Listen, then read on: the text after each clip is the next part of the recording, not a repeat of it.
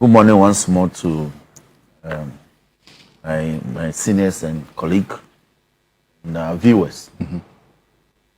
First of all, morning.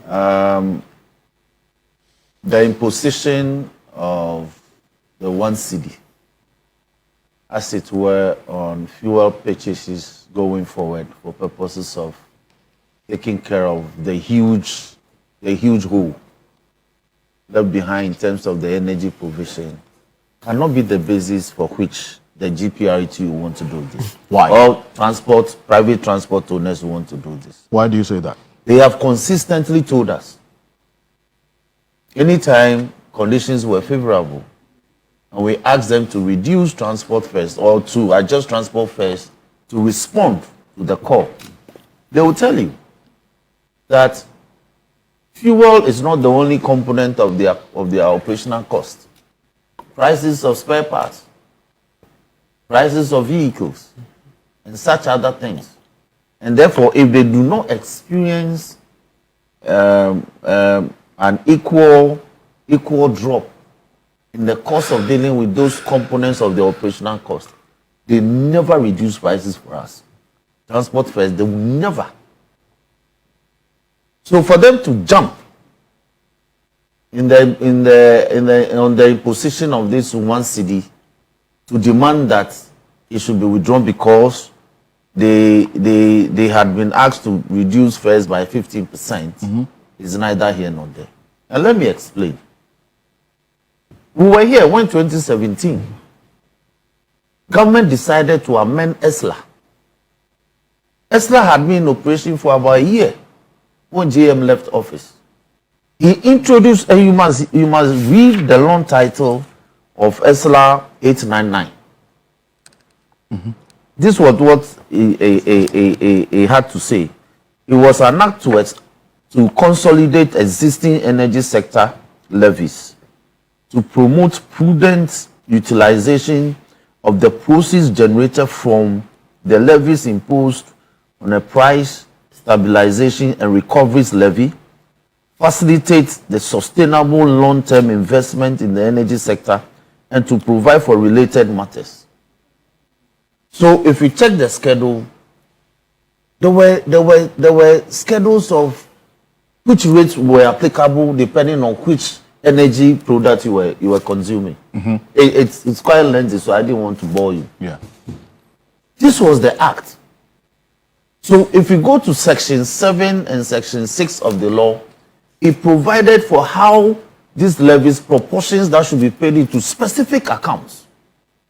For instance, under section 4.2, it was supposed to, under section 4.2 ADC, under 4.2A, 60% of the levies that was generated from taxes imposed for national electrification scheme, 60% was to have been paid into the account.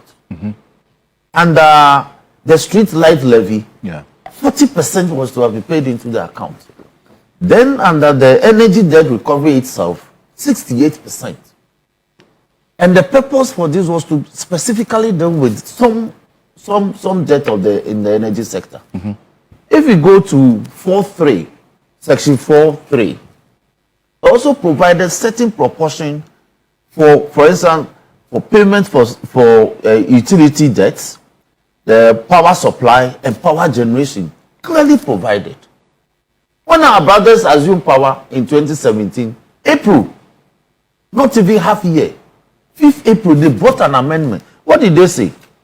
The long title to the amendment, which was Act 946, 2017, it provides an act to amend the ESLA, that's 2015 Act 999, to review transfers.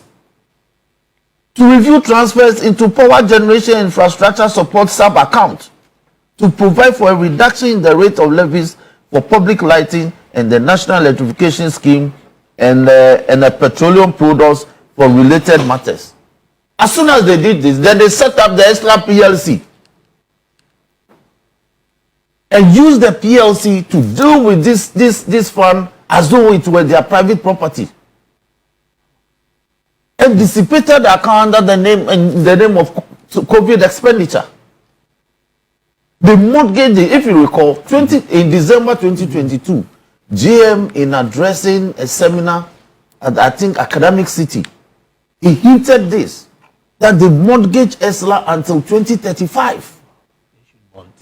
Until 2035. What did they do with the money? Meanwhile, ESLA was supposed to have taken care of all, to consolidate all this energy. If you read the repeal provision, it was to have consolidated all the small levies existing into one mother act to deal with the energy sector.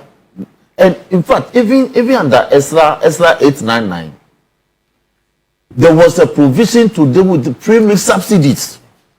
When they were leaving office in January 5th, 2020, January 6th, 2025, the debt that they left for premix alone was in excess of 90 million Ghana cedis. For premix? For premix alone. Meanwhile, ESLA had provided for the payment of premix.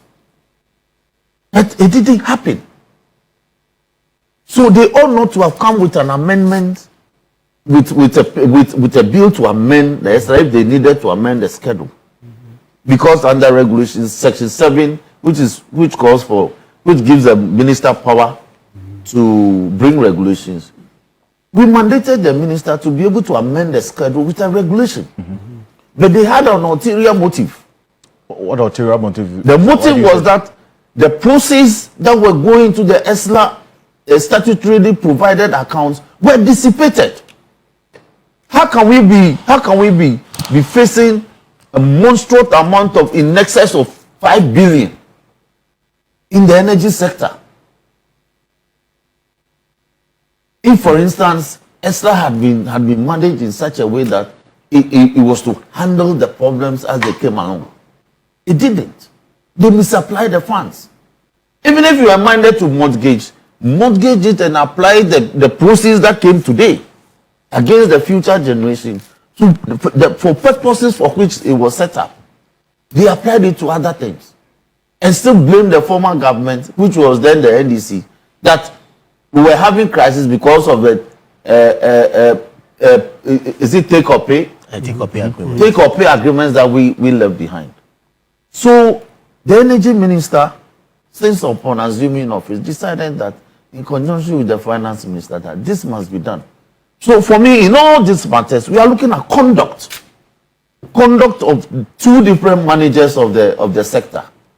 How are you committed to dealing with this matter? One was left with so much money to be able to handle this. They came to meet the money. They collected more, but we supplied it. They even mortgaged some. When you mortgage something, you're supposed to get proceeds immediately to apply. To investment, the law allows you to invest. It's part of the loan title. They didn't invest. Roxanne is sitting here. Ask him the number of megawatts that the Nana Akufo-Addo government added to our national generation power or capacity. Ask him. So, zero investment. We are told that some high tension lines, for instance, from Asiekwe to Ho, was a line that was instituted by Germans. The lines are so old that they are not able to transfer power to serve the people. Because of the slightest problem, then you see that the whole Volta region and OT are in crisis. So, yes, I agree that the people have been surprised. It's a bitter pill. Otherwise, it's better we do this and be able to have some cushion to deal with the debt other than sleeping in darkness. Well, that for me is the issue. Well, but let me leave the generals and deal with the specifics. So the GHZI� people, if you read the Mother ESLA Act, it was also to provide for forex exchange losses. Forex exchange losses. So when there are forex exchange gains, then of course the people should benefit. And if the people should benefit, the government is saying the benefits that is coming to you, it's not direct. Because if you needed 17 cities in January or December last year to purchase a gallon of fuel, and today you need 12 cities or even 11 cities, it means that the purchasing power has improved.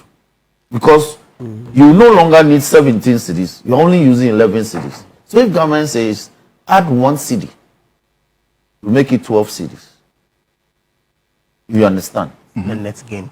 It's a net gain. But that is also not directly coming from your pocket, because it is the power of the city. Once it keeps increasing, today perhaps you may be purchasing it for 11 cities. Tomorrow morning it will be 10 cities. So that 10 cities is what the government says that 1 city must come to us.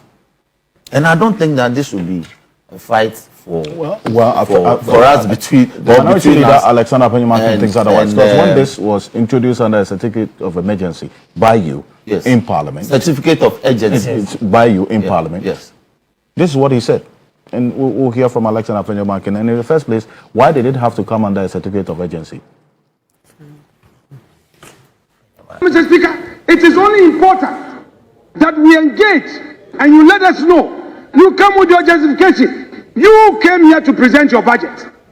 You presented your budget saying you are not going to introduce new taxes, new levies. Then you turn around, you say you are repealing e-levy. You are all over the place. Now you are bringing back e-levy. And then you say that the Ghanaian public will not feel it. Mr. Speaker, you repeal e-levy, reintroduce e-levy. That's what you are doing. What are you? This is the e-levy. You have introduced e-levy.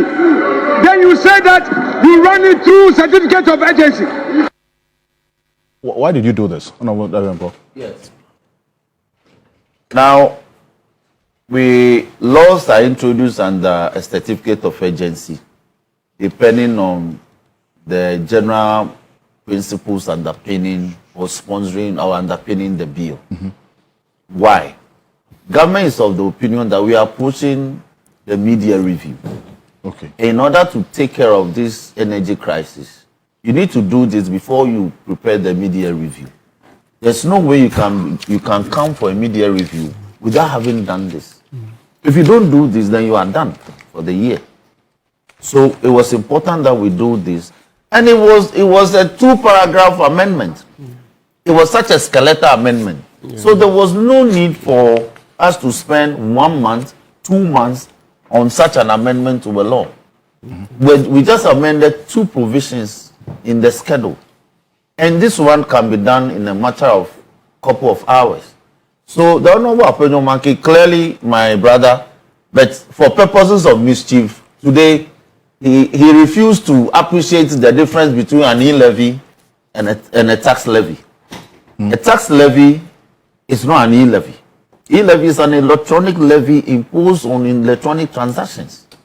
This one is a tax imposed on petroleum and energy products or services consumed. So he got it all wrong. Well, but I can pardon him. He needed to do that because as opposition, he thought that he can oppose anything. So we can say, is the NPP that bastardized ESLA? But for that reason, we wouldn't be here. Look, in September, before the elections, ESLA in its audited accounts stated that they had assets in excess of 5 billion. They had cash at hand in excess of 3 billion. Just after the elections, and when they handed over, these things cannot be accounted for. And they are things that we must go after. So the mismanagement of ESLA and its related matters in dealing with the energy sector is totally immersed in corruption. Okay. Well, you understand the point. So conduct.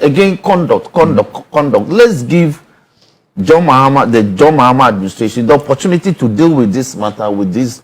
I agree with those who are saying that there should be periodic accountability of how much is coming in, how it is being utilized, how it is being applied to what investment, how the existing debt stock is dwindling as a result of the application of this levy.